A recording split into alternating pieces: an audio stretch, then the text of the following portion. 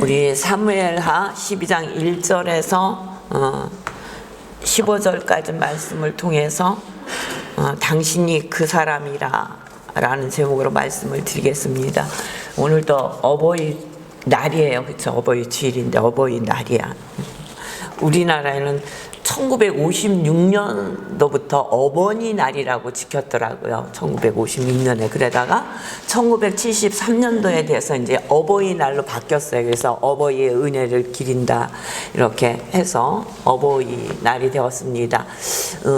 세계적으로 또 5월 5일 어린이날을 빨간 글씨로 해서 쉬는 나라는 세계 10개 나라밖에 없대요. 어린이날을 제정하고 그날을 공휴일로 삼은 나라가. 그러니까 참, 예, 가정을 위해서 나라에서도 이렇게 어린이날을 공휴일로 정해서 애들하고 함께 지낼 수 있는 그런 시간을 허락해 주어서 얼마나 좋은지 모르겠습니다. 우리가 이렇게 가정의 달을 맞아요. 우리의 가정들이 어떻게 세워져야 되나 보니까 출애굽기 20장 6절에 보니까 나를 사랑하고 내 계명을 지키는 자에게는 천대까지 은혜를 베푸리라 이렇게 말씀하시고 약속해 주셨어요. 그러니까 하나님을 사랑하고 하나님의 계명을 지키는 것이 우리가 부모에게도 효도하고 자녀들을 잘 양육할 수 있고 축복을 나누는 길이라는 거예요. 천대까지 은혜를 베푸리라.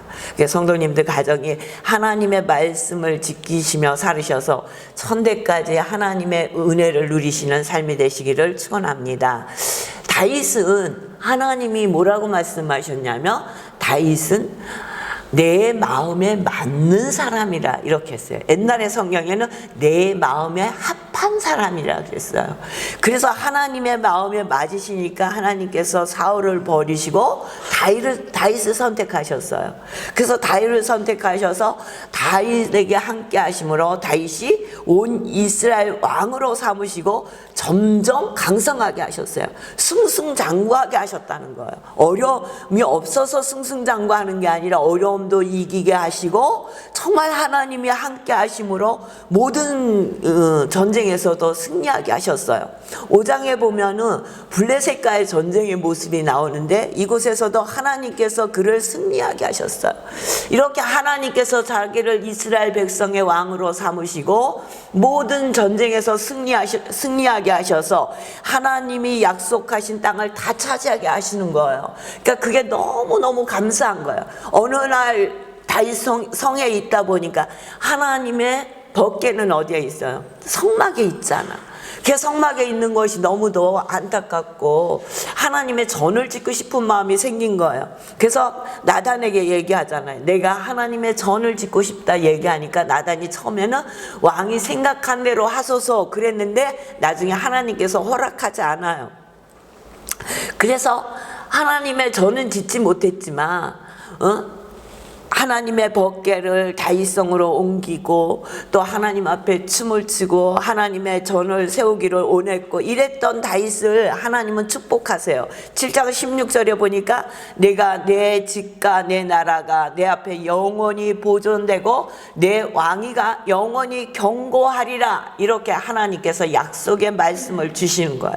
이 약속의 말씀을 들은 다윗은 하나님 앞에 감격해서 기도를 합니다. 18절에 어떻게 기도하냐면요. 다윗 왕이 여호와 앞에 들어가 앉아서 이르되 주 여호와여 나는 누구이오며 내 집은 무엇이길래 나를 여기까지 이르게 하셨나이까. 이렇게 놀라운 은혜를 베풀어 주셔서 이스라엘 왕이 되시게 하시고 너희 집에 대한 영원히 보존될 것까지 약속해 주셨습니까? 그러면서 기도를 어떻게 마무리하느냐면 이제 청하옵건대 종의 집에 복을 주사 주 앞에 영원히 있게 하옵소서. 주 여호와께서 말씀하셨사오니 주의 종의 집이 영원히 복을 받게 하옵소서. 이렇게 기도를 마무리하는 거예요. 하나님의 약속의 말씀을 믿고 하나님께서 주실 복을 정말 감사함으로 하나님께 아뢰는 거예요. 하나님은 다윗에게 하신 약속을 지키셨고 다윗의 기도를 들어서 그의 가문을 통해서 메시아가 오게 하셨잖아요. 메시아가 이 땅에 오셔. 다윗은 평소에 전심을 다해서 하나님의 의를 따르며 공의를 실행하던 사람이에요. 하나님 말씀대로 살려고 무던히 애쓰고 그 하나님의 의를 따라서 공의를 행하던 사람이었어요. 그래서 그는 하나님의 말씀대로 공의를 행하며 승승장구하던 다윗이 일생일대에 잘못을 저지르는 게 11장 12장의 말씀이에요. 그는 하나님 앞에 범죄를 합니다. 일생일대에 지을 수 없는 범죄를 해요. 우리아의 아내 밧세바를 범하는 사건을 일으킵니다. 다윗은 또 이 사건을 은폐하기 위해서 아주 비열한 방법을 동원합니다. 전쟁 중에 있는 우리아 군인을 불러들여요. 그리고 술을 먹이고 자기만 만들어 놓은 좋은 함정에 빠지길 원하지만 신실한 우리아는 다윗의 생각대로 행동하지 않습니다. 다윗의 계획은 실패합니다. 이어 다윗은 전투를 빙자하여 우리아를 살해하고 밧세바를 아내로 맞이합니다. 자기가 밧세바를 범하고 밧세바가 임신함으로 인해서 그 남편이 우리아를 전쟁터에서 불러들이는 거예요. 그리고 우리아의 아이를 가진 것처럼 그렇게 꾸미려고 우리아를 집으로 보내려고 하는데 우리아는 너무나 신실한 군인이었기 때문에 다 자기의 그 군인들이 전쟁터에서 애쓰고 있는데 자기만 부인하고 지낼 수 없다 그래서 부인하고 같이 지내질 않아요. 그리고 다시 전쟁터에 가는데 그 전쟁터에 가는 우리아의 손에 편지를 써서 보내잖아요. 요압 왕에게. 그건 뭐예요? 가장 치열한 전쟁 앞자리에 우리아를 세워서 죽이라는 편지를 우리아가 들고 가는 거예요. 그리고 요압에게 그것을 전하고 우리아는 그 전쟁에서 죽습니다. 그리고 우리아의 아내 밧세바는 남편이 죽었다는 얘기를 듣고 정말 통곡하면서 장례를 탁 치르고 난 다음에 다윗은 밧세바를 자기 아내로 맞이합니다. 아무도 모르게 다윗은 자기의 죄를 해결한 줄 알았어요. 아무도 몰랐습니다. 그리고 자기의 죄가 완벽하게 감춰졌다고 생각합니다. 그리고 그를 죄라고 느끼지도 않아요. 고대 근동의 왕들은 그 권력이 대단했기 때문에 뭐 부하의 부인을 갖다가 강간을 했다고 해서 그 왕을 죽일 수 있는 것도 아니고 그 권력이 가지고 있는 힘이 대단했기 때문에 그러나 이제 자기의 죄를 조금이라도 승리려고 우리아도 불러들이고 우리아도 죽입니다. 완벽하게 자기의 죄가 해결됐다고 생각합니다.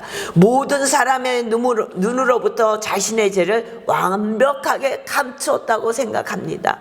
그러나 하나님은 이 사실을 보고 계셨습니다. 11장 우리 27절 보세요. 다윗이 행한 그 일이 여호와 보시기에 악하였더라. 11장 마지막 절에 뭐래요? 하나님은 보고 계셨다는 거예요. 그리고 다윗의 죄는 악하였다고 말씀하시는 거예요. 그리고 그 죄는 여호와의 말씀을 업신여기고 나를 업신여긴 행동이라고 하나님께서 말씀하시는 거예요. 하나님은 다윗이 죄를 깨닫고 돌아올 동안 아무 말씀도 하고 계시지 않아요. 이 말씀을 하실 때가 1년 정도 지났어요.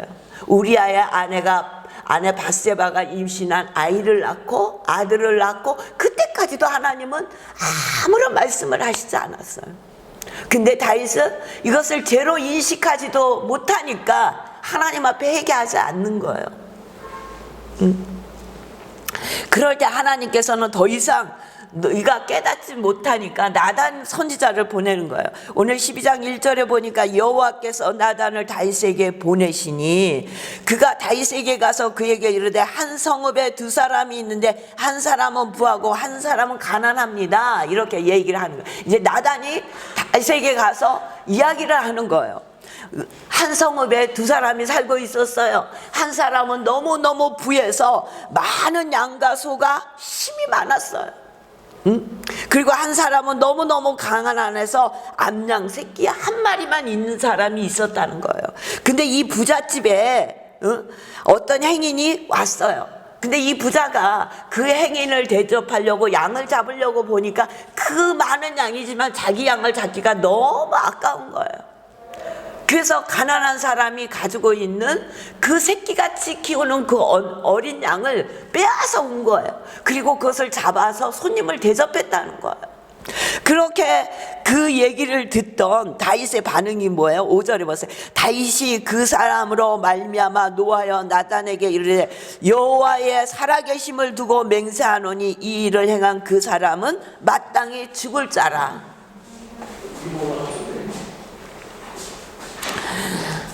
나단이 그렇게 얘기하니까 뭐라 그래요? 다윗은 그 사람은 마땅히 죽어야 한다.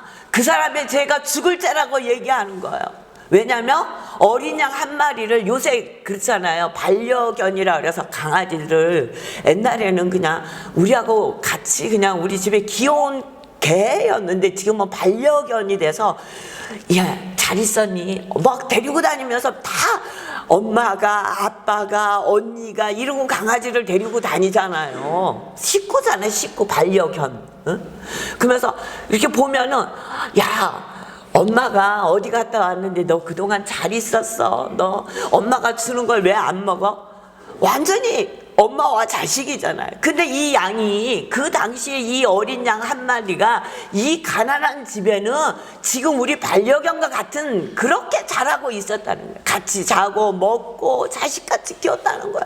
근데 그것을 빼앗아다가 잡아서 손님을 대접했다는 거예요. 그러니까 그 얘기를 들은 다윗이 화가 나는 거예요. 그래서 그 사람은 마땅히 죽어야 할 것이다.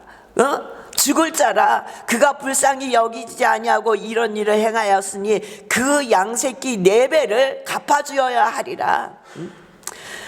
다윗은 양을 도둑질하거나 죽인 사람은 양을 4배로 갚아야 된다는 율법을 너무도 잘 알고 있었어요. 하나님의 말씀을 너무도 잘 알고 있는 다윗이잖아요. 근데 다윗은 하나님의 말씀을 그렇게 잘 알고 하나님의 말씀대로 살려고 했고 하나님의 공의를 지키며 살려고 했던 사람이지만 자기가 범죄한 순간 자기의 죄를 보지 못했었던 거예요. 모든 왕들이 그렇게 살았으니까, 나는 이제 왕이니까 자기의 잘못을 느끼지 못하고 살았어요. 그렇게 큰 죄인지 몰랐어요. 왕이 할 수 있는 일이라고 생각했었던 것 같아요. 나단을 통해서 나단이 다윗에게 뭐라고, 당신이 그 사람이라 이스라엘의 하나님 여호와께서 이와 같이 이르시기를 내가 너를 이스라엘 왕으로 기름 볶기하여 너를 사울의 손에서 구원하였고 내 주인의 집을 내게 주고 내 주인의 아내들을 내 품에 두고 이스라엘과 유다 족속을 내게 맡겼느니라. 만일 그것이 부족하였을 것 같으면 내가 내게 이것저것을 더 주었으리라. 하나님이 주실 수 있는 모든 것을 다윗에게 다 주셨다는 거예요. 만약에 하나님이 보시기에 부족한 것이 있었으면 더 줬을 것이라는 거예요. 부족한 것이 없었다는 거예요. 마음껏 할 수 있도록 하나님께서 그와 함께 하심으로 그가 승승장구하잖아요. 모든 나라의 전쟁을 일으키는 데마다 승리하게 하시고 이스라엘의 통합왕이 되게 하시고 그들을 다스리게 하시고 이웃나라 사람들이 스스로 종을 바치는 나라가 됐단 말이에요. 그러니까 하나님이 다윗을 얼마나 축복하셨는지 오늘 이 말씀에 내가 내게 이것저것을 더하여 주었으리라. 부족하였으면 부족함이 없이 하나님이 주셨는데 그래도 인간의 욕심이 끝이 없는 거예요. 그 인간의 눈을 저울에 달며 반대쪽에 무엇을 올려놔도 이게 평양을 이루지 못한다잖아요. 처음에는 13평 아파트만 있으면 평양이 될 것 같아. 만족할 것 같아. 그런데 13평 아파트 사서 들어가서 얼마 안 되면 바로 이게 내려가는 거예요. 눈은 올라가고 13평은 내려가고.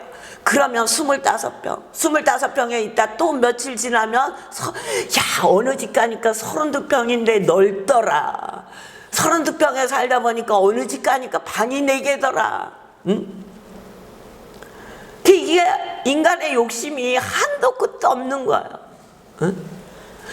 우리만 살면 좋겠지. 그러면 아니, 내 자식 살 집도 있어야 되고 작은 아들 살 집도 있어야 되고 딸네 집도 있어야 되고 내가 또 늙어서 살 때까지 살아야 할 건물도 있어야 되고. 응? 제가 언제도 얘기했잖아요. 초등학교 졸업식에 가서 애들의 그 소원이 앞으로 되고 싶은 사람, 너 되고 싶은 사람이 무엇이니? 그러고 써냈더라고요. 옛날에는 선생님, 뭐 대통령, 장관, 뭐 사장님 이랬잖아요. 요새는 연예인. 근데 놀라운 건요, 건물주가 그렇게 많더라고요. 깜짝 놀랐어요. 건물주가 되고 싶대요. 그러니까 세상이 얼마나 많이 바뀌었으면 우리의 가치관이 얼마나 많이 바뀌었는지 알 수 있잖아요. 근데 다윗에게는 이 모든 것을 다 주셨다는 거예요. 부족함이 없이 주셨다는 거예요. 응? 근데 하나님이 주신 그것에 감사하지 않았다는 거예요. 그러니까 어느 날 자기의 군대 장관들과 군인들은 다 가서 아랍 사람들과 전쟁을 벌이고 있는데, 이땐 다윗이 나이 좀 들어서 이 전쟁은 우리만 나가도 되니까 왕은 시시없소서, 그러니까 낮잠 자다가 깨었어요. 깨어나서 저녁 때쯤 궁궐을 걷다가 저 어딘지는 모르지만 저 아래 있는데 어떤 여인이 목욕하고 있는데 힘이 아름다워 보였어요. 그러니까 저 여인이 누군지 몰라서 데려다가 가늠한 게 아니에요. 누구냐고 물어봤어요. 그래서 우리아의 아내인 줄도 알았어요. 응? 다 알고 죄를 졌는데 어떻게 그 마음에 하나님 앞에 내가 이게 죄구나라는 것을 느끼지 못하고 살았느냐 말이에요. 그 유치가 사람을 그렇게 만들어버린 거예요.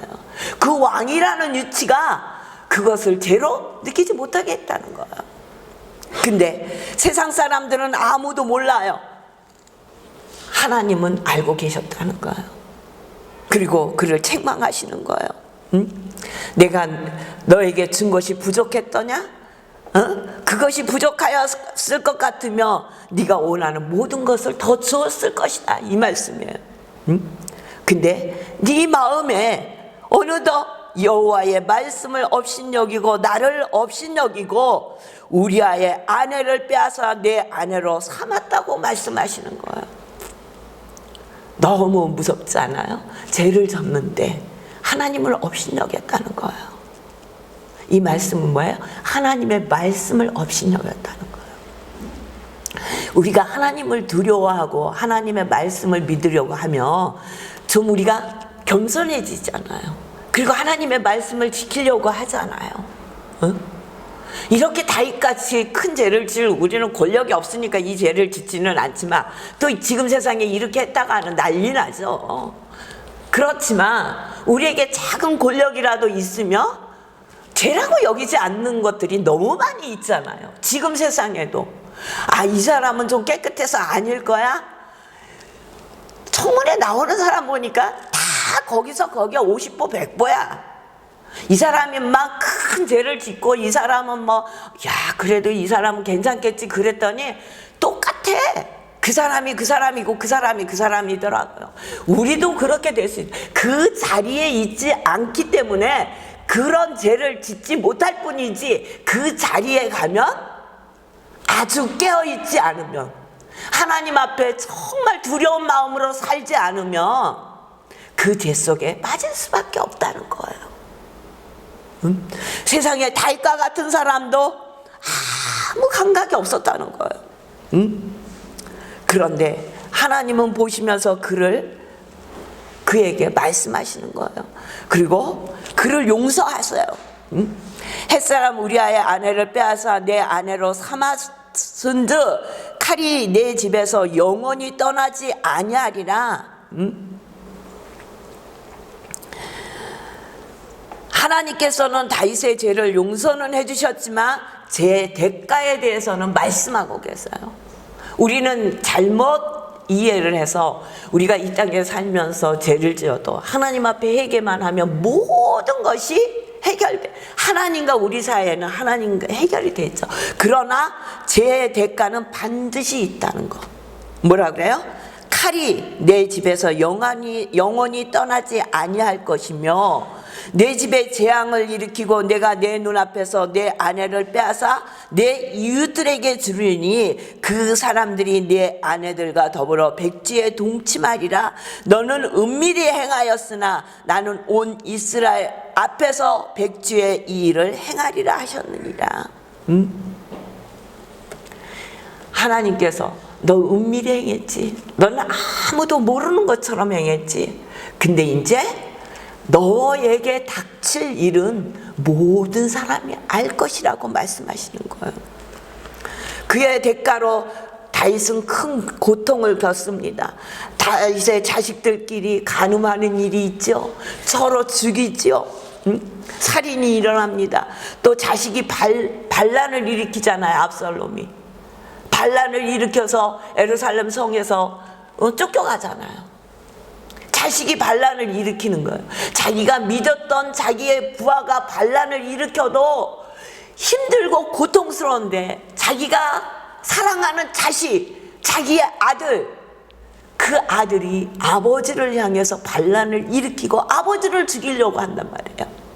그래서 그 성을 그대로 두고 도망가는 거예요.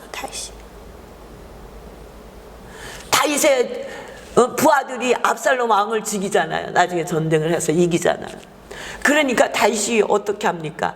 다른 부하가 반역을 일으켜서 죽였으면 잘 됐어 이렇게 했을 거예요. 근데 다 자기 아들이잖아. 그러니까 압살롬아 하면서 얼마나 울었는지 그 전쟁에 나가서 승리했던 군인들이 부끄러워할 정도로 울었다고요. 그만큼 가슴 아픈 일이 다윗의 삶에 있었다는 거예요. 오늘 우리는 가정의 달을 보내고 있습니다. 우리의 가정이 어떻게 세워져야 되는지 다시금 생각을 하는 그런 한 달이 되었으면 좋겠습니다. 하나님의 말씀 따라 세워지는 가정이 되시기를 주의 이름으로 축원합니다. 그러려면 어떻게 해야 돼요? 갈라디아서 5장 16절에 보니 내가 이르노니 너희는 성령을 따라 행하라. 그리하면 육체의 욕심을 이루지 아니하리라. 성령을 따라 행하는 거예요. 우리의 뜻으로 우리의 마음으로 다윗도 보잖아요. 자기의 뜻으로는 이길 수 없어요. 성령의 도우심이 없이는 육체의 욕심을 이룰 수밖에 없다는 거예요. 성령의 도우심을 받는 저와 여러분이 되시길 주의 이름으로 축원합니다. 또 우리는 깨어 기도해야 돼요. 쉬지 말고 기도하라 그랬잖아요. 깨어 기도하는 거예요. 그래야 성령의 도우심을 받아요. 다윗과 같이 우리도 어느 때든 아무런 인식 없이 죄를 지을 수 있는 우리 모두예요. 근데 우리가 이 땅에서 하나님의 말씀대로 살 수 있는 것은 내 힘으로 살 수 없음을 알아야 된다는 거예요. 내가 무엇을 할 수 있어요? 우리는 남의 작은 그것 때문에 그 죄는 크고 막 용서 못할 것 같지만 우리의 죄는 보지 못하는 우리의 모습을 가지고 있지 않습니까? 다윗의 모습이 오늘 우리의 모습 아닙니까? 깨어있지 않으면 언제 어느 때나 다윗과 같이 죄를 질 수밖에 없다는 거예요. 남을 판단하는 데는 너무 우리는 빨라요. 그래서 형제의 눈 속에 있는 티를 보면서 나의 눈 속에 있는 들보를 보지 못한다고 주님 말씀하셨잖아요. 우리의 눈 속에 있는 들보를 보지 못해요. 근데 남이 가지고 있는 티를 가지고 우리는 계속 손가락질하는 거예요. 우리가 이 땅에서 정말 하나님의 말씀대로 살아갈 수 있는 길이 있다면 그것은 하나님의 말씀을 따라갈 수 있도록 깨어 기도하고 성령을 따라 사는 거예요. 저와 여러분이 늘 하나님 앞에 깨어 기도하며 성령의 인도함을 받으시길 주의 이름으로 축원합니다.